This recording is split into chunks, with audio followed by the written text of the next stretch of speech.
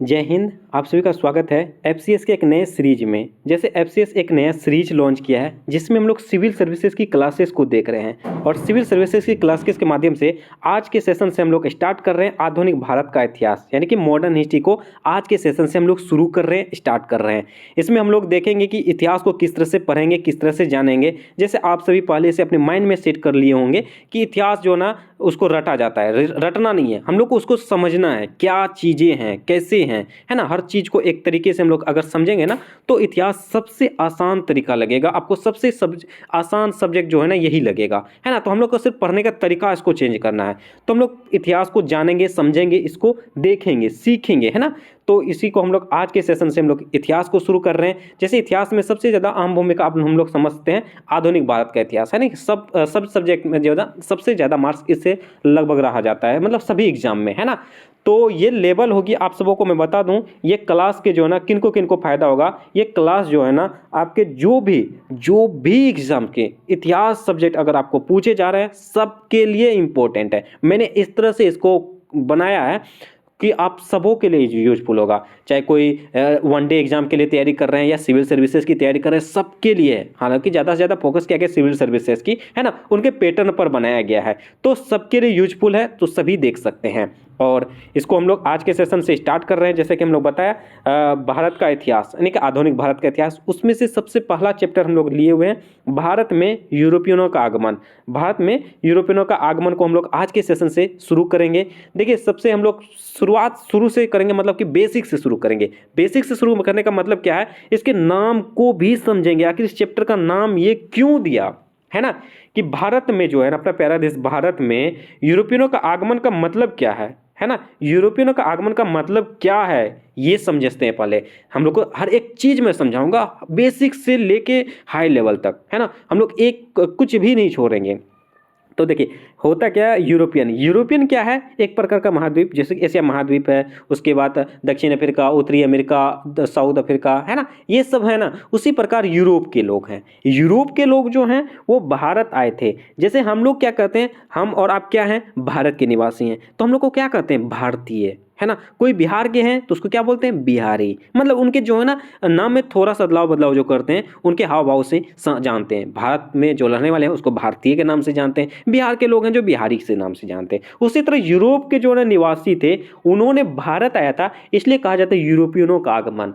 और आपको ये जानकारी होनी चाहिए, देखिए नाम से वाकिफ होना ही चाहिए आपको। जैसे यूरोप बोला जा रहा है तो यूरोप बोला जा रहा है तो मतलब क्या है, जितने भी होगा ना ये यूरोप कॉन्टिनेंट के जो है महाद्वीप के जो है वो उन्हीं में से कोई देश के निवासी आए होंगे।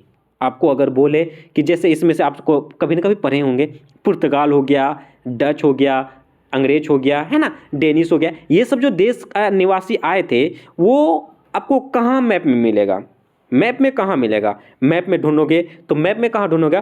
कोई होगा क्या, आप यूरोपियन का आप मान के चलो पुर्तगाल को, जब जानते हैं हम लोग यूरोप में हैं तो हम लोग पुर्तगाल को कहाँ ढूंढेंगे, उत्तरी अमेरिका, दक्षिण अमेरिका, नहीं ना। तो हम लोग उसको ढूंढेंगे कहाँ, यूरोप में, यूरोप के मैप को ढूंढेंगे।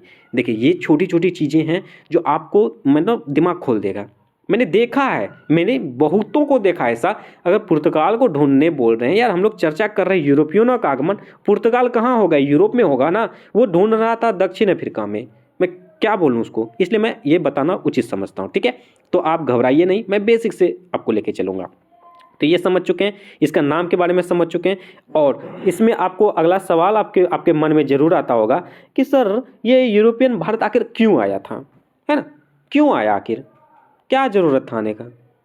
अरे भाई कोई ज़रूरत हो तब तो आते हैं ना। जैसे आप क्यों आए हो इस क्लास में, आप इतिहास पढ़ने के लिए आए हो, कुछ जानकारी प्राप्त करने के लिए आए हो। उसी प्रकार यूरोपियनों क्या किए थे, यूरोपियन भी भारत आए थे, लेकिन वो उनके पास कुछ रीजन थे। जैसे रीजन क्या थे, पहला रीजन देखिए, मुख्यतः रीजन सबको पता होगा कि वो जो ना मसालों का जो आवश्यकता थी, मसाले के लिए वो भारत आए थे, है ना, ठीक है। वो मतलब भारत मसाले के लिए नहीं, उनको कैसे पता भारत में मसाले हैं, मतलब वो ढूंढ रहे थे तो मसाले यहाँ पे मिले, और उनको जो पता चल जाता था कि आपको मैं आगे भी बताऊंगा कि उनको जो ना आइडिया कैसे लगा कि भारत से हम लोग को बिजनेस करना है, व्यापार करना है। ये सब चीज़ें बताऊंगा मैं आगे चल के, आपको थोड़ा सा धैर्य रखिए, मैं थोड़ा सा भी डेमो दे रहा हूँ, ठीक है। तो ये है मसालों की आवश्यकता थी, और यूरोप में जो ना पुनर्जागरण हो चुका था। तो वो पुनर्जागरण को जो आगे बढ़ाना चाहते थे, मतलब वो अपना बिजनेस व्यापार को आगे बढ़ाना चाहते थे, इसलिए एक जगह से दूसरी जगह जाते थे। जैसे मान के चलो अभी मेरा ब्रांड है ना, एफसीएस क्या हुआ था, एफसीएस जैसे जब मैंने स्टार्ट किया था उस समय मैं अभिषेक जो अकेले पढ़ा रहा था। अभी वर्तमान समय में अभी देखोगे ना तो फॉर क्रिएटिव स्टडीज में जो है ना अभी 3 टीचर अभी रनिंग क्लासेस हैं 3 टीचर के, और बहुत जल्द नए नए टीचर के साथ आपको मैं इंट्रोड्यूस कराऊंगा, नए नए सब्जेक्ट आपके लाऊंगा, जिसमें अभी इतिहास का मैं अभिषेक है ना, और उसके बाद दूसरा जो सब्जेक्ट है आपका ज्योग्राफी, जो रंजन सर के द्वारा इतनी बेहतरीन तरीके से बताया जा रहा है। आप एक क्लास जरूर करके देखो, मन में मतलब कि लगेगा कि हाँ भाई क्लास किए हैं, सही बात है ना। तीसरे में आपका अशोक सर के द्वारा किया जा रहा है। अशोक सर के द्वारा जो ना अभी इकोनॉमिक्स की क्लासेस करवाई जा रही है, वो भी अब देखोगे ना one of the best class है भाई। इतनी आसान तरीके से, इतनी मतलब कि धैर्यपूर्वक पेशेंस के साथ वो बताते हैं ना, आप बोलोगे कि हाँ इकोनॉमिक्स के टीचर ऐसे ही होने चाहिए। बहुत प्यार से समझाते हैं, एक एक चीज को इतने सिंपल तरीके से करके समझाते हैं ना, आप एक बार जरूर देखिएगा। मैं एक बार जरूर देखने के लिए बोलूंगा। अभी मैंने स्टार्ट किया ना ज्योग्राफी, हिस्ट्री, ये सब चीज सभी स्टूडेंट देखते हैं। इकोनॉमिक्स में अभी कम लोग अटैचमेंट हुए, क्योंकि इकोनॉमिक्स लगता है लोगों को क्या यार बहुत टफ है।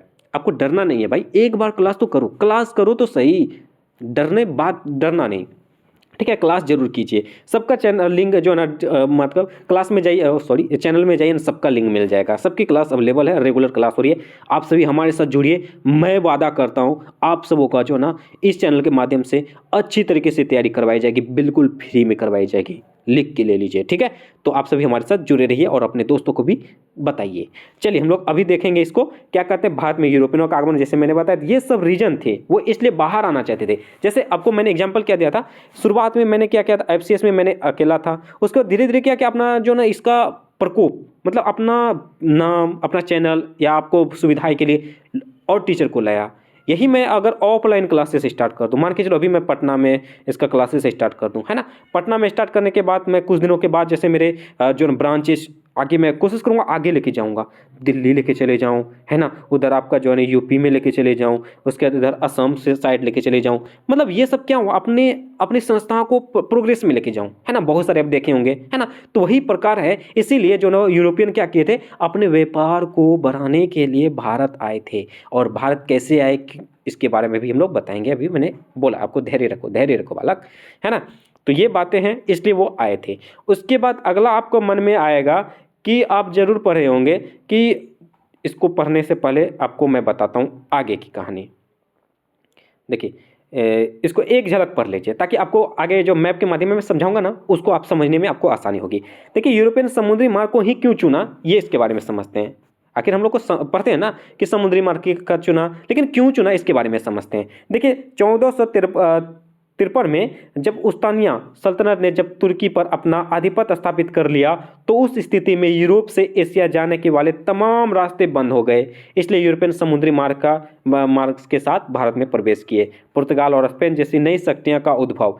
तो ये है समुद्री मार्ग का जो है ना क्यों चुना था, इसके रीजन क्या बताया गया है। 1453 ईस्वी में, यानी कि वास्को डी गामा कब आया था, 1498 में आया था। याद करते चलिए 1498 में आया था, मतलब कि ये स्पेन पुर्तगाली थे, है ना। तो इससे पहले जो है ना ये 1453 की बात कही जा रही है। ये उस समय जैसे अभी हम लोग क्या बोलते हैं ना दिल्ली सल्तनत, भारत में बोलते हैं ना दिल्ली सल्तनत, उसी प्रकार का एक सल्तनत थी जिसका नाम है उस्मानिया सल्तनत। ये भी पढ़ेंगे, कुस्तुतुनिया जैसे है ना, कुस्तुतुनिया का पतन, ये सब चीज़ पढ़ेंगे।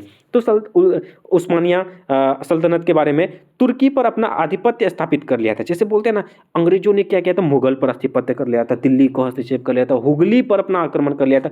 उसी प्रकार जो ये सल्तनत जो है ना तुर्की पर अपना आधिपत्य स्थापित कर लिया था। और उसी वजह से यूरोप के साथ जो यहाँ यूरोप है, यहाँ एशिया है, ये जाने की रास्ता को बंद कर दिया था। इसी वजह से ये जो ना समुद्री मार्ग की स्थापना की थी, खोज की थी। अब हम लोग मैप पे चलते हैं, मैप के माध्यम से आपको आसानी तरीके से मैं समझाने की कोशिश करूंगा। धैर्य बना के रखिए बालक, है ना।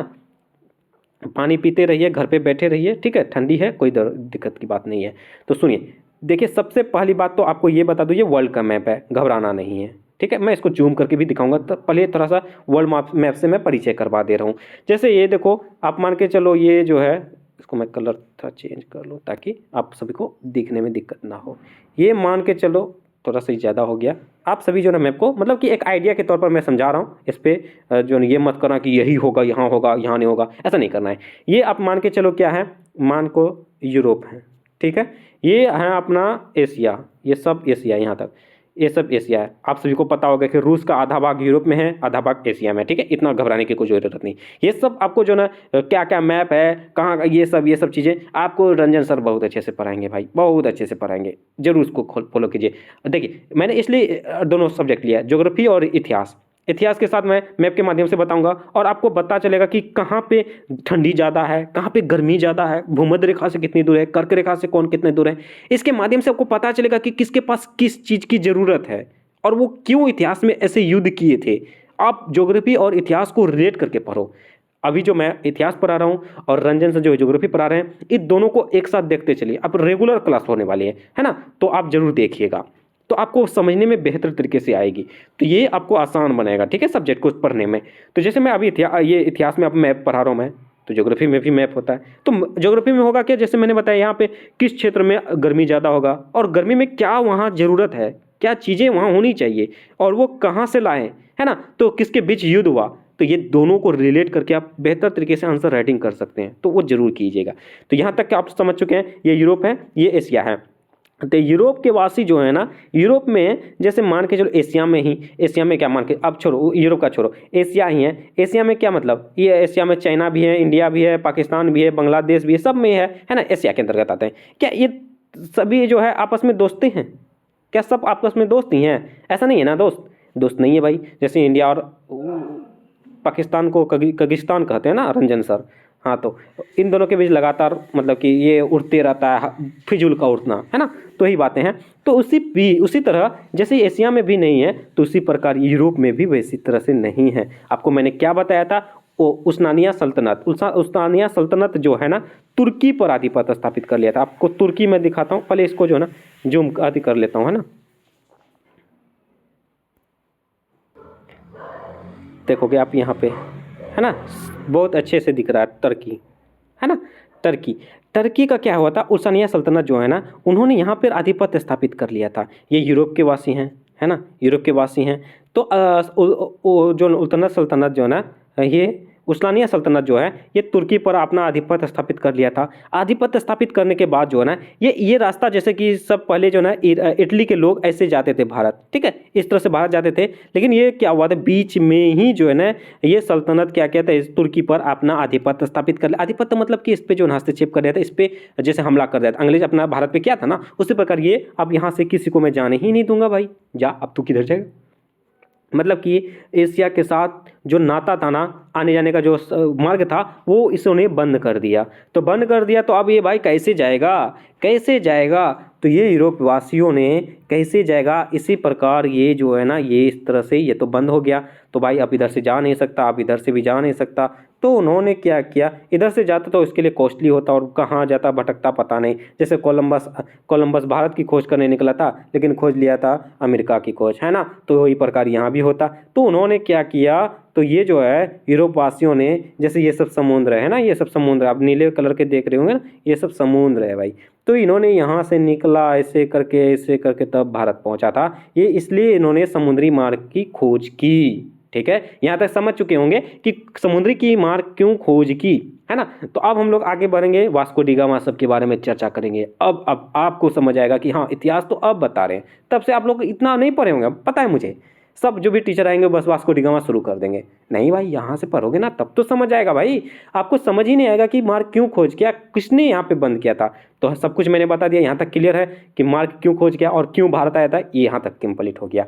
चलिए अब हम लोग आगे बढ़ते हैं। तो इसमें हम लोग अब देखेंगे कि ये यूरोप वासियों में से सबसे पहले कौन भारत आया था, है ना। तो ये भी बातें हैं कि सर ठीक है, समझ रहे हैं, इतना समझ चुके हैं कि वो समुद्री मार्ग के द्वारा भारत आया, लेकिन सबसे पहले कौन आया और उनको कैसे पता कि यही रास्ते हम लोग भारत जाएंगे, है ना। ये पॉइंट वाली बात है। देखो पहली बात तो ये है कि किसी को भी ये आइडिया नहीं था कि हम लोग जो है ना जाएंगे भारत को खोज, एक ही बार में खोज कर देंगे, नहीं। खोज करने के लिए जो है ना सबसे ज़्यादा जो है ना, और इस चलिए यहाँ तक बात, यहाँ आगे बढ़ते हैं हम लोग। सबसे ज़्यादा यूरोप में जो है ना, सबसे ज़्यादा यानी कि खोज करने के नाम पे आपको देखने को मिलेगा पुर्तगाल और स्पेन। यहाँ पे आप देखोगे ये यूरोप के ही लोग हैं, है ना, यूरोप के देश हैं। पुर्तगाली और स्पेन वासियों ने सबसे ज़्यादा समुद्री मार्ग या आपको बोलेंगे तो नक्शा की खोज में सबसे ज़्यादा मेहनत किया था। जिसमें देखे हुए हेनरी द नेविगेटर, एक आपका नाम सुनने को मिला होगा, हेनरी द नेविगेटर, है ना, हेनरी द नेविगेटर। तो वो क्या है, वो पुर्तगाल के निवासी हैं, वो राजा थे। उन्होंने अपना जीवन जो है ना सिर्फ जो ना वो नक्शा पे ही गुजार दिया, मतलब कि नई नई चीज़ों की खोज करने में, नए नए देशों की खोज करने में ही वो पूरा अपना ज़िंदगी बिता दिया। ठीक है, तो वो पुर्तगाल के थे। तो यहाँ तक समझ आ चुका है। तो इसमें सबसे ज़्यादा अहम भूमिका निभाई है पुर्तगाल और स्पेन। पुर्तगाल और स्पेन सबसे पहले इन्होंने, और सबसे ज़्यादा मात्रा में इसको देखोगे तो इन्होंने ही नक्शा की खोज की। ठीक है, नक्शा बनाया, मतलब नक्शा कैसे बनाया, अब मान के चलो यहाँ से निकला, जहाज़ लेके निकला, कोई निकला तो सामने देखा भाई यहाँ देश है, यहाँ भी देश है, इधर समुद्र है, इधर समुद्र है, तो यहाँ तक निकला। फिर कोई बोला अरे भाई कुछ नहीं है, समुद्र ही समुद्र है, वो निकल के आया। तो इन्होंने यहाँ से निकला तो यहाँ तक का मैप बनाया। फिर उसके बाद दूसरा कोई आया तो उससे आगे बढ़ा, उससे आगे बढ़ा, उससे आगे बढ़ा, आप पढ़े होंगे, इससे आगे बढ़ा बढ़ा बढ़ा, यहाँ तक जो है एक जगह है केप ऑफ गुड होप। आप देखोगे, आपको यहाँ दिखा रहा हूँ मैं, है ना, केप टाउन, इसी के नाम को हम लोग केप टाउन के नाम से जानते हैं। केप ऑफ गुड होप जो बार्थोलोमेओ डियाज जो 1487 को पहुंचा था, है ना, ये सब हम लोग जानते हैं। 1487 को यहाँ तक पहुंचा था बार्थोलोमेओ डियाज, फिर इन्होंने रिटर्न हो गया, फिर रिटर्न आ गया। तो मान के चलो यहाँ तक लोग, अगर पुर्तगाल के लोग के अगर यहाँ तक आ चुके हैं भाई, उनके पास नक्शा बनने के लिए तैयार तो हो गया यहाँ तक का, है कि नहीं है। फिर वास्को डी गामा भी इस तरह से आए, फिर उन्होंने आगे की रास्ता मार्ग खोज की। यहाँ आपको जेमोरिन ने उनको मिल गया, है ना, जेमोरिन। अब मान के चलो सिर्फ यही लोग तो बाहर नहीं निकलेंगे ना, इधर के लोग भी तो निकलेंगे। तो जेमोरिन से मुलाकात होती है, तो उस तरह से ये दोस्ती बढ़ती है। तो अब चलो हम लोग बढ़ते हैं, यहाँ तक की बातें समझ गए कि हम लोग नक्शा कैसे ढूंढना, है ना, नक्शा कैसे बनाया। भाई कोई भी चीज़ हो नक्शा कैसे बनेंगे, मन में आपका डाउट होता, वो पहले क्लियर किया। अब हम लोग एक एक करके पढ़ते हैं, Columbus, Vasco da Gama, Bartolomeu Dias, सब कुछ पढ़ते हैं हम लोग। ठीक है, तो चलो अब हम लोग सबसे पहले पढ़ते हैं, एक आपको पॉइंट मिलेगा। सबसे पहले जो है ना, इसके खोज करने के लिए तो बहुत सारे लोग निकले। अब मान के चलो इतिहास हम लोग पढ़ते हैं या अभी वर्तमान समय में ही पढ़ते हैं, मान के चलो अभी वर्ल्ड कप हुआ, उसमें हम लोग किसको सबसे ज़्यादा याद करते हैं। अभी जो है T20 का वर्ल्ड कप हम लोग फाइनल जीते हैं, अभी देखोगे तो सबसे ज़्यादा सूर्या का नाम मतलब आ रहा है, जो कैच पकड़ा, तो उसकी वजह से हम लोग जीत हासिल की, है ना, सबसे ज़्यादा तारीफ हो रहा है। तो उसी प्रकार हम लोग उनके बारे में यहाँ पढ़ेंगे जो जिन्होंने कुछ नए खोज की। ऐसा नहीं है कि सबके बारे में पढ़ेंगे, जो कुछ नए खोज की उनके बारे में पढ़ेंगे। तो सबसे पहले पढ़ने वाले हम लोग कोलंबस के बारे में। ठीक है, कोलंबस कौन थे, वो कोलंबस जो है ना ये स्पेन के थे। मैंने आपको दिखाया था, यहाँ स्पेन है, यहाँ पे स्पेन है। स्पेन के वो एक नाविक थे, नाविक मतलब वो जहाज के नाविक। ठीक है, तो नाविक थे, उन्होंने भी खोज करने के लिए वो निकला खोज के लिए जो है ना भारत को। अब मैं बताता हूँ भारत की खोज, इन्होंने भारत के बारे में कैसे पता चला कि भारत में कुछ है। आपको एक इतिहास बताता हूँ मैं। देखिए जब क्रिश्चियन युग हुआ था ना, क्रिश्चियन युग जैसे मानते हैं ना हम लोग, क्रिश्चियन युग के पश्चात इन्हें पूरे आसपास में ही जो है ना, इन्होंने यूरोप से पहले जो है ना, यूरोप के ही जैसे इटली है ना, इटली के जो रोम, इटली का राजधानी क्या है, रोम है ना, तो इटली हो गया। और आप देखोगे ग्रीक, मैं थोड़ा सा जूम कर दे रहा हूँ ताकि आपको अच्छे से समझ आए। यहाँ पे जो जितना मैं दिखाना चाहूँगा उतना ही दिखा रहा हूँ। ठीक है, तो यहाँ पे इटली है, उसके बाद यहाँ आप देखोगे ग्रीक, है ना, जैसे को हम लोग यूनान भी बोलते हैं। तो ये दोनों देशों के बीच जो है ना, ये दोनों देशों के साथ, भारत के साथ अच्छा खासा व्यापार चल रहा था क्रिश्चियन युग के समय से ही, लगभग 12वीं शताब्दी से पहले ही तक, है ना। तो उसके बाद देखोगे इटली और ग्रीक ये सब यूरोप के ही हैं। और आप देखोगे, थोड़ा सा मैं इधर कर दूँ ताकि आपको समझ आए, यहाँ इटली था, यहाँ ग्रीक था, ये स्पेन और पुर्तगाल थे, मतलब ये यूरोप के। तो आसपास के जैसे आप अभी पाकिस्तान में कुछ हो, किसी के साथ दोस्ती हो, तो मतलब पता चल ही जाता धीरे धीरे ना, जैसे यहाँ है ना। तो उसी प्रकार इन लोगों को पता चलता है कि ये सब जो है ना वहाँ पे जो व्यापार करते हैं। तो वहाँ पे व्यापार जो करते हैं, आप मान के चलो आपके गाँव में ही कोई आपके बिजनेसमैन है, तो आपको पता तो होगा ना, मान के लोग बाहर से ही विदेश का कर रहे हैं, व्यापार कर रहे हैं, आपको तो आइडिया होगा ना कि किस चीज़ का व्यापार कर रहे हैं। तो इससे पता चला था कि वहाँ पे ये है। ठीक है, यहाँ तक समझ गया ना, कि आपको ये नहीं डाउट होना चाहिए कि वहाँ पे एक ऐसे क्या कैसे किसने बताया कि वहाँ पे ये हो जाएगा, तो आप इसके माध्यम से समझ सकते हो। ठीक है, तो ये हो गया। तो ये स्पेन के निवासी थे कोलंबस। कोलंबस क्या हुआ, कोलंबस निकला भारत की खोज करने के लिए। आपको मैंने बताया तुर्की पे तो वो सल्तनत ने क्या किया था, कब्जा कर लिया था, तो ये रास्ता तो बंद हो गया। इसके बारे में आप सोचना ही मत, भूल जाओ इसको। अब हम लोग को समुद्री मार्ग के ही द्वारा कोलंबस यहाँ से जो स्पेन का थे, स्पेन के निवासी जो कोलंबस निकले, कोलंबस निकलते निकलते क्या हुआ, यहाँ तक तो आए, लेकिन वो जो नहीं ये सीधा ना जाके इधर घूम गए। इधर घूमे तो जाते जाते जाते जाते जाते अमेरिका की खोज कर दिया। मतलब कि आपको पूछे जाते हैं कि अमेरिका की खोज किसने किया, तो कोलंबस ने किया। लेकिन ये कोलंबस जो है ये क्या अमेरिका की खोज करने के लिए ही निकला था क्या? नहीं। आप पढ़े होंगे कोलंबस के बारे में, जो है ना कोलंबस जो है ना वो भारत की खोज करने के लिए निकला था, लेकिन वो गलती से अमेरिका की खोज कर दिया। मतलब कि वो गलती रास्ता भटकते भटकते जो है ना वो अमेरिका चले गया। और अमेरिका में शुरुआत तौर पे वो पहले बिना देखे हुए ही वो चिल्लाने लगा, ओए ओए मुझे भारत मिल गया। लेकिन जब वहाँ अमेरिका पहुँचा वहाँ पे मसाला था ही नहीं, है ना। अरे भारत मसाला यहाँ पे है तो वहाँ पे कैसे मसाला? जब उसको मसाला नहीं मिला तब पता चला नहीं ये भारत नहीं है। उनके वहाँ के निवासी भी बताया, तो ये उनको अमेरिका अमेरिका तब पता चला कि हाँ भाई अमेरिका है ये, मैं तो गलत जगह आ गया। तो आप इसको भी याद रखोगे। तो ये जो है ना कोलंबस भारत की खोज करने के लिए निकले थे, लेकिन वो खोज कर क्या क्या कर दिया, अमेरिका की खोज कर दिया। चलिए यहाँ तक की बातें क्लियर हो चुकी है कोलंबस के बारे में। अब कोलंबस के बारे में पूछा जाएगा कब किया था, ये 1492 को किया था। ये ध्यान रखेंगे हम लोग, कब किया था? 1492। कौन किया था? कोलंबस किया था। किससे कैसे हुआ था? गलती से हुआ था। ये भी ध्यान रखना, गलती शब्द ध्यान रखना, ठीक है। चलो यहाँ तक की बातें हो गई। अब नेक्स्ट पॉइंट पे आते हैं। नेक्स्ट पॉइंट में आ जाएंगे हम लोग बार्थोलोम्यू डियाज, है ना। बार्थोलोम्यू डियाज वो भी इसी देश से हैं। तो बार्थोलोम्यू डियाज वो भी निकलते हैं निकलते हैं निकलते हैं निकलते हैं निकलते निकलते निकलते निकलते निकलते निकलते ये आते हैं। ये आपका साउथ अफ्रीका है। साउथ अफ्रीका के सबसे दक्षिणी छोर, आपको ये भी पूछे जा सकते हैं कभी कभी, जैसे अपना पढ़ते हैं ना भारत का सबसे दक्षिणी छोर कौन है? इंदिरापोल, इंदिराकोल, है ना, ये इंदिरा पॉइंट, है ना, पढ़ते हैं ना, कन्याकुमारी, ये सब उसी प्रकार साउथ अफ्रीका के सबसे दक्षिणी छोर में जो है ना हम लोग पढ़ते हैं, क्या पढ़ते हैं? ये आपका केप टाउन, इसी को हम लोग केप ऑफ गुड होप भी कहते हैं, ठीक है। इन्होंने ही नाम दिया था यहाँ पे। बार्थोलोमेव डियाज 1787 में पहुंचा था, तो इसी का नाम दिया था केप ऑफ गुड होप। लेकिन यहाँ तक पहुंचा और ये भी अपना जो ना हिम्मत हार दिया, भाई इतना हो गया और ना होगा हमारे से, तो ये क्या हुआ, ये रिटर्न हो गई यहाँ से।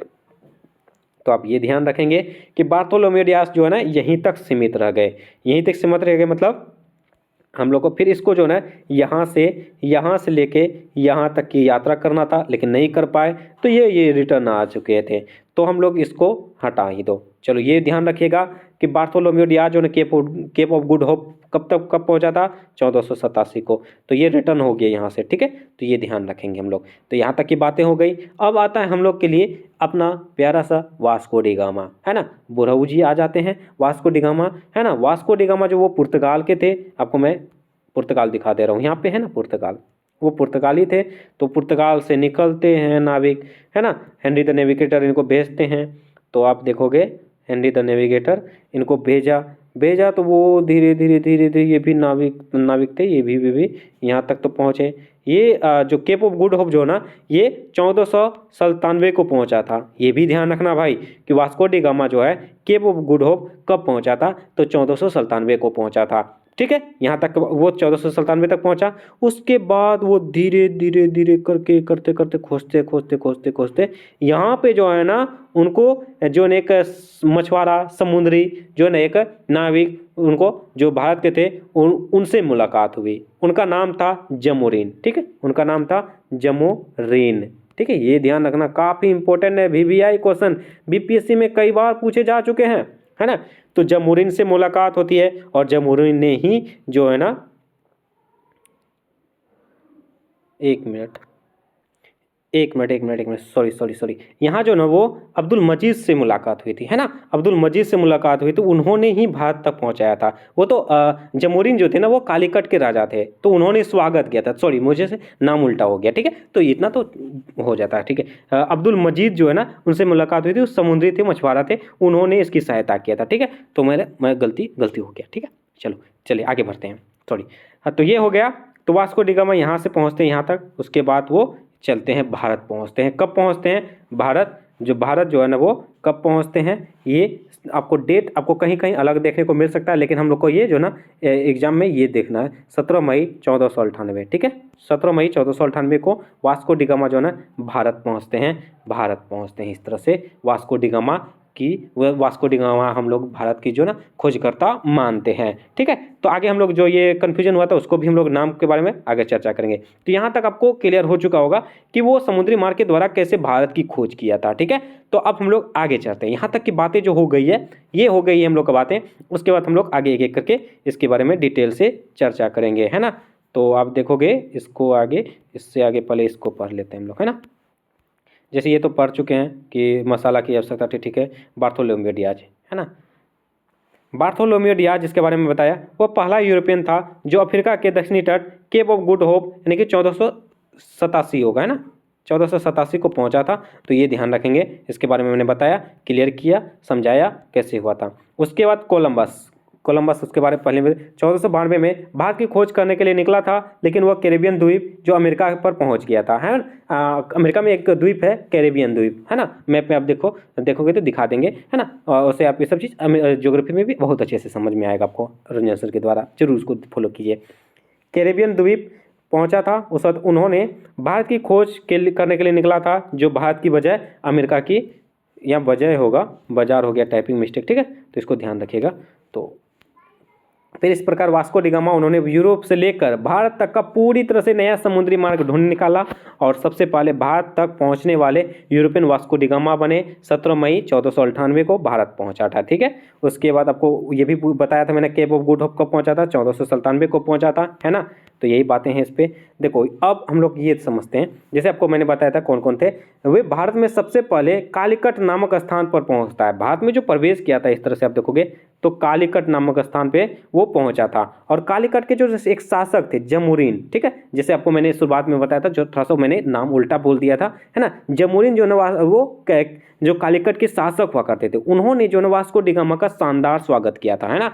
तो मतलब शानदार स्वागत मतलब है कि उनका जो ना उनके साथ, दोनों के साथ वार्तालाप होने के बाद उनको पुर्तगालियों ने, वास्को डी गामा ने पुर्तगाली जो है उनको बोला कि हम लोग अच्छी तरीके से व्यापार करेंगे, आपको काफ़ी ज़्यादा मुनाफा हो गई। तो इस तरह से जमुरीन उनकी बातों से जो ना भावुक हो गए, मतलब खुश हो चुके थे। उसके बाद इन दोनों के बीच दोस्ती अच्छी खासी हो गई, इसलिए उन्होंने अच्छे से खासे शानदार से स्वागत किया था। इसलिए मैंने ऐसे ऐसे शब्द लिखा है जैसे आपको मजा आने वाला है, ठीक है। तो ये शानदार स्वागत किया था, कब किया था, 1498, ये भी ध्यान रखेंगे, ठीक है। अब्दुल मजीद, मैंने आपको बताया था अब्दुल मजीद जो समुद्री थे, है ना, व्यापारी थे, गुजराती व्यापारी, की सहायता से वास्को डी गामा भारत पहुंचता है, ठीक है। वास्को डी गामा जो है ना, ये भी कई बार पूछे गए, ये आपको पीपीएससी के एग्जाम में कई बार पूछे जा चुके हैं और अदर स्टेट पीसीएस में भी पूछे गए हैं। तो जैसे मैंने आपको शुरुआत में बताया कि अब्दुल मजीद नामक गुजराती जो है ना, आपको ये पूछे जा सकते हैं वास्को डी गामा को भारत में पहुंचने में किसने मदद की थी, तो ये अब्दुल मजीद होगा। और आपको ये पूछे जा सकते हैं कि भारत में वास्को डी गामा का कौन शानदार तरीके से स्वागत किया था, ये आपको कालीकट के शासक जमुरीन ने किया था, ये हमें ध्यान रखेंगे। नेक्स्ट पॉइंट में मैंने लिखा है, जब वास्को डी गामा भारत से वापस पुर्तगाल गया, उसे उनके यात्रा में जितना खर्च हुआ था उससे 60 गुना ज़्यादा मुनाफा हुआ। मतलब वो क्या हुआ, शुरुआत में आए तो उसके बाद वो वापस भी तो गए। देखो वास्को डी गामा 3 बार भारत आए थे, एक तो 1498 में आए ही थे, उसके बाद 1502 में आए थे, उसके बाद 1524 में आए थे, ठीक है। 3 बार आए थे, बहुत कम बुकों में इसमें डिटेल से दिया रहेगा। ये जो आपको मैं पढ़ा रहा हूँ ना, ये कितने बुकों से आपको वो भी चर्चा कर दे रहा हूँ ताकि आप जो है ना कन्फ्यूज ना रहो। ये आपको NCERT प्लस स्पेक्ट्रम प्लस आपको बिपिन चंद्रा, ये तीनों बुक का जो है निचोड़ इसी पे है, सब कुछ इसी पे है। अब देखोगे ये चीज़ें इस पे है, उस पे है, मैंने एक ही जगह इकट्ठा करके दे दिया है, ठीक है। तो आप कहीं ना जाओ, आपको सिर्फ NCERT पढ़ना है और हो सके तो मतलब टाइम मिले तो बाकी चीज़ करना, नहीं तो कोई बात नहीं, सफिशिएंट रहेगा, ठीक है। तो ये बातें हैं। तो वो क्या हुआ था, देखिए बताते हैं। भारत लोग जो तो व्यापार करने आते थे ना, वो इसलिए रुक जाते थे, टिक जाते थे, क्योंकि वहाँ पे जो है ना, जैसे यूरोपियन जो आए थे भारत में, मान के चलो भारत में उन्होंने 1 रुपया लेके आया, लेकिन उनको मुनाफा 60 रुपया हो गया भाई, और 60 रुपया लेके गया, लाया 1 ही रुपया लेकिन गया कितना लेके, 60 रुपया लेके। अरे भाई कोई भी हो फायदा लेके, कोई भी है, मान के चलो आप ही जाओगे, है ना, तो इतना कम इन्वेस्ट करोगे, इतना ज़्यादा मुनाफा कमाओगे, तो आप जरूर है कि दोबारा आओगे और ज़्यादा लेके आओगे, तब तो ज़्यादा लेके जाओगे भाई। जितना ज़्यादा इन्वेस्ट करोगे उतना ज़्यादा इनकम है, सिंपल तरीके से, है ना। तो वही बातें हैं। तो ये भी ध्यान रखना कि वास्को डी गामा जब भारत आए थे वो कितना गुना ज़्यादा मुनाफा लेके गए थे, ये भी कई बार पूछे जा चुके हैं। तो 60 गुना लेके गए थे, ये हमें ध्यान रखना है, ठीक है। उसके बाद नेक्स्ट में आपको हो जाएगा कि इसलिए उसने अपने राजकुमार हेनरी द नेविगेटर को बताया कि भारत के साथ व्यापार करने पर बहुत मुनाफा है। ये हेनरी द नेविगेटर जो थे वो आपका जो पुर्तगाल के जो है ना राजा थे, ठीक है, पुर्तगाल के राजा थे। और जैसे मैंने शुरुआत में बताया था हेनरी द नेविगेटर, मैं कई बार चर्चा किया कि वो जो ना अपना पूरा जीवन यापन जो है ना सिर्फ इन्हीं चीज़ों पे ध्यान दे दिया था, कि इसी पे समर्पित कर दिया था, नई नई चीज़ों की खोज, नए नए मार्गों की खोज, है ना। तो वास्को डी गामा जब भारत से वापस गए थे 60 गुना मुनाफा लेके, तो अपने राजकुमार हेनरी द नेविगेटर को इन्होंने बताया कि सरदार, बॉस, मालिक, है ना, तो चलिए हम लोग फिर से भारत में करते व्यापार करते हैं, वहाँ पे काफ़ी ज़्यादा फायदा है, फायदा ही फायदा है, कहते हैं सोना ही सोना है। उसी प्रकार यहाँ पे हेनरी द नेविगेटर क्या हुआ, इसकी बात मानी। उसके बाद उन्होंने फिर से वास्को डी गामा को भारत भेजा 1502 ईस्वी में व्यापार करने के लिए। फिर 1503 ईस्वी में क्या होता है, जो आपका आगे बताऊंगा, कोची में जो अपना ये किला स्थापित करता व्यापार शुरू होता है, वो आगे आप लोग अब से शुरू हो रहा है ना। यहाँ तक की बातें समझ चुके होंगे आप लोग, है ना।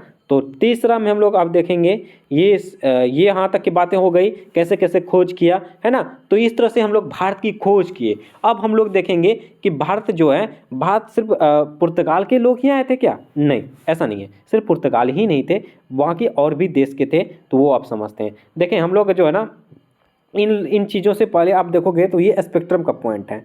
मार्को पोलो नाम का एक नाविक थे जिन्होंने चीन की यात्रा की थी, और चीन की यात्रा करने के दरमियान जो है ना, चीन की यात्रा करने के बाद यात्रा वृत्तांत जिसको बोलते हैं ना, यात्रा करने के बाद, तो यात्रा वृत्तांत के तहत जो है ना, जो अलग देश के हैं जैसे है ना, उन्होंने जो व्यापारी हैं यूरोपियों को उनकी कहानी सुनाई यात्रा वृत्तांत के माध्यम से, जो यात्रा करते थे यात्रीगण के, उन्होंने बताया कि सरदार वहाँ पे जो ने ये मिलते हैं, वहाँ पे इतने सस्ते हैं, वहाँ पे इतने मुनाफे हैं। तो इस तरह से यूरोपियनों का जो ना मन जो ना मन जहा हो गया भाई। आपको जैसे कि मैं आपको आज की क्लास करवाया, ठीक है, क्लास करवाने के बाद अब में से बहुत ऐसे होंगे जो अपने दोस्तों को भी बताएंगे यार बहुत अच्छे से पढ़ाएं, है ना। उनके मन में लोभ आने लगे कि हाँ भाई जाता हूँ मैं उस क्लास में करता हूँ ताकि मुझे भी हिस्ट्री अच्छे से तरीके से आ जाए, है ना। तो आप भी बताओगे तो सामने वाले को अगर अच्छे तरीके से आप समझाओगे, बताओगे वहाँ पे ये है ये है वो है, तो वो सामने वाला क्या करेगा, हाँ तुरंत सर्च करेगा कहाँ है फोर ग्रेट हिस्ट्रीज, खोजो। उसी प्रकार हुआ था क्या, यूरोपियनों जो ने ये यात्रा वृत्तांतों के माध्यम से समझा, जाना, बूझा, उसके बाद इन्होंने ये जो व्यापार करने के लिए मार्गों की खोज की थी। ये हमें ये भी ध्यान रखना है, ये सब समझने के लिए आसान होगा, ठीक है। उसी प्रकार हम लोग देखेंगे। तो अब मान के चलो वास्को डी गामा जो आए थे, तो क्या मतलब वो वास्को डी गामा तुरंत वो व्यापार करने लगे थे? नहीं, आए, पहले ढूंढे क्या है नहीं है, जाना बूझा, उसके बाद अपना व्यापार कन खोजा, ढूंढ निकाला, ठीक है। उसी प्रकार हम लोग यहाँ पे भारत का जो ना ये बाद में आगमन का क्रम देखेंगे, तो क्रम हम लोग दो प्रकार के क्रम देखेंगे, एक प्रकार का नाविक क्रम में, एक कंपनियों के प्रकार में देखेंगे, ठीक है। तो इसको आप देखते हैं, हम लोग समझते हैं, है ना। तो नाविक का मतलब जैसे ये वास्को डी गामा थे ना, वो नाविक ही थे, है ना। Vasco da Gama, Bartolomeu Dias, Columbus, ये नाविक थे। नाविक के तौर में जो देश के निवासी आए थे उनको आप लोग नाविक के तौर पर समझेंगे। आपको एग्जाम में पूछे जाएंगे कि नाविक के क्रम, तो आप हर बार में गड़बड़ ना करना, सबको यही रट के जाते हैं, पुर्तगाल के बाद अंग्रेज, है ना। तो आप ये ही रट के मत जाइएगा, कई बार एग्जाम में पूछे जा चुके हैं और अब बहुत सारे स्टूडेंट कंफ्यूज हो चुके हैं। तो आप देखोगे तो नाविक में सबसे पहले पुर्तगाल के आए थे, है ना। पुर्तगाल के बाद डच आए थे। ये क्रम याद रखना, पूछते हैं भाई, अब क्रम ही पूछते हैं, क्या कि अब जब इतने एग्जाम हो चुके हैं ना, तो आप पूछेंगे सबसे पहले कौन है पुर्तगाली। ये मतलब पूछते पूछते सबको ही थेतर हो गया यार, एक ही चीज़ कितना पूछूं भाई, है ना। तो इसलिए आप क्रम पूछने लगे हैं। तो सबसे पहले पुर्तगाली नाविक के तौर पर आए थे, फिर डच आए थे, फिर अंग्रेज आए थे, डेनिश आए थे, फ्रेंच आए थे, स्वीडिश आए थे। फिर हम लोग कंपनियों के बारे में, कंपनियां मतलब कि व्यापार करने के तौर पर बताए ना, आप पढ़े होंगे कि हुगली में अपना कंपनी खोल ली, उसके बाद आपका कालीकट में, मछलीपट्टनम में, कोलकाता में, है ना, बिहार में, पटना में जो है ना, ये सब चीज़ें वही है। तो पुर्तगाल की कंपनी जो ना 1503 ईस्वी में अपना स्थापित किया था, और अंग्रेज की स्थापना जो ना 1600 में हुआ था अपना, जो उसके बाद डच आया था तीसरे पे। देखोगे ये उल्टा पुल्टा हुआ है, ठीक है। तो ये क्रम ध्यान रखना है। डच 1602 में, डेनिस 1616 में, उसके बाद फ्रेंच जो है 1664 में, स्वीडिश जो है ना 1771 में आया था। तो ये बातें हैं, तो ये सब चीज़ें आपको क्रम वाइज में ध्यान रखना होगा, दोनों के दोनों ध्यान रखना होगा, ठीक है। तो इसमें थोड़ा सा है, क्या है, थोड़ा सा ही अंतर है, ये डच और अंग्रेज में, डच और अंग्रेज में है ना, तो ये दोनों अंतर है, बाकी सबके सब सेम ही है, ठीक है। तो आपको ये भी पूछे जा सकते हैं कि आप ये ना समझना, देखिएगा जैसे आपको एक एग्जाम में, बीपीएससी के एग्जाम में लगातार पूछे जाते हैं, है ना, और ये सवाल ये हैं कि आपको ये पूछे जाएंगे कि कंपनियों में सबसे पहले तो पुर्तगाल आए थे, हम लोग पढ़ रहे हैं, बचपन से पढ़ते हैं, ठीक है, लेकिन सबसे अंतिम में कौन गया, मतलब भारत छोड़ के सबसे अंतिम में कौन गया, तो सबसे अंतिम में भी पुर्तगाल ही गया। ऐसा नहीं कि सबसे लास्ट में स्वीडिश आया तो इसलिए स्वीडिश ही अंतिम में गया, ऐसा कदापि आप ऑप्शन में देखोगे तो आप करना नहीं, ठीक है, ये गलत होगा। सबसे अंतिम में ही अंतिम में पुर्तगाल ही गए थे, वो भी आज़ादी के बाद 1661 में, 1961 में, सॉरी 1961 में गए थे। ये भी हमें ध्यान रखना है, काफ़ी इम्पोर्टेंट है ना। तो ये चीज़ें हो चुकी है, यहाँ तक की बातें हम लोग कंप्लीट रूप से समझ चुके हैं। तो यहाँ तक हम लोग समझ चुके होंगे, है ना। सबसे पहले पुर्तगाली आया था, फिर अंग्रेज आया था, फिर डच आया था, फिर डेनिश आया था, फिर फ्रेंच, फिर स्वीडिश। तो हम लोग अब क्या करेंगे, अब जो है ना हम लोग एक एक करके इसको समझेंगे, है ना, कहाँ पे क्या क्या किया था। इसी प्रकार हम लोग ये जो कंपनियों को लेके चलेंगे। सबसे पहले हम लोग पुर्तगाली पढ़ेंगे, फिर अंग्रेज पढ़ेंगे, फिर डच पढ़ेंगे, फिर डेनिश पढ़ेंगे, फिर फ्रेंच पढ़ेंगे, फिर स्वीडिश पढ़ेंगे, ठीक है। एक एक करके पढ़ेंगे कि कौन कहाँ पे अपना मुख्यालय बनाया, कहाँ कहाँ पे कारखाना स्थापित किया, सब चीज़ें अपना जो है ना एक एक करके पढ़ने वाले हैं, ठीक है। तो हम लोग ये सब चीज़ें देखेंगे। तो हम लोग क्या करेंगे, देखिए अब जो है ना आज की क्लास को मैंने क्या किया, शुरुआत में आपको बेसिक से चीज़ें बताया, कैसे कैसे क्या किया था, इसलिए मैंने अच्छा खासा समय दिया, एक क्लास इस पे ही ले लिया, लगभग 35-36 मिनट हो चुका है सिर्फ इतना समझाने में। तो आप सभी समझ सकते हैं कितनी बेहतरीन तरीके से समझाया मैंने, कितनी आसान तरीके से समझाया, ठीक है। तो उम्मीद करता हूँ आप जो इससे कन्फ्यूज नहीं होंगे। तो अब मैं क्या करूँगा, आज के सेशन में बस इतना ही रहने दूंगा, ठीक है, काफ़ी लंबा सेशन हो चुका है। तो मैं इतनी छोटी छोटी सेशन के माध्यम से आप सबों के बीच जो है ना ये क्लासेस कवर करवा दूंगा, सब्जेक्ट कवर करा दूंगा। तो पहले कल के सेशन में, नेक्स्ट सेशन में हम लोग पुर्तगाल को पढ़ेंगे, फिर अंग्रेज को पढ़ेंगे, फिर डच को पढ़ेंगे, डेनिश को, फिर फ्रेंच, फिर स्वीडिश, एक एक करके पूरा मैंने जैसे बताया मैप के माध्यम से सरल तरीके से, इससे मैं बेहतरीन तरीके से पढ़ाऊंगा, ठीक है। ये तो आपको नॉर्मल था, आज फर्स्ट क्लास था, डेमो क्लास था, है ना। तो आप सभी हमारे साथ बने रहिए। तो बस आज के सेशन में इतना ही रहने देंगे। उम्मीद करता हूँ आज के सेशन आप सभी के लिए काफ़ी ज़्यादा फायदेमंद और आपको इंटरेस्टिंग लगा होगा। तो आप हमारे चैनल के साथ जुड़े रहिए, जिसमें अभी रनिंग क्लासेस के तौर पर मॉडर्न हिस्ट्री, ज्योग्राफी, उसके बाद इकोनॉमिक्स, 3 क्लासेस अभी रेगुलर चल रही है। तो आप सभी रेगुलर क्लासेस करते चलिए, आप नोट्स भी बना सकते हैं, और ये पीडीएफ जो आपको टेलीग्राम चैनल पर मिल जाएगा, तो आप वहाँ ज्वाइन करके ले सकते हैं। रेगुलर अपलोड अब तक का जो जितने भी क्लास में सारे के सारे पीडीएफ अवेलेबल हो चुकी है, आप देख सकते हो चैनल पर, ठीक है। तो चलिए आज के सेशन में बस इतना ही रहने देंगे। उम्मीद करता हूँ आज के सेशन आप सभी के लिए काफ़ी ज़्यादा फायदेमंद साबित हुआ होगा।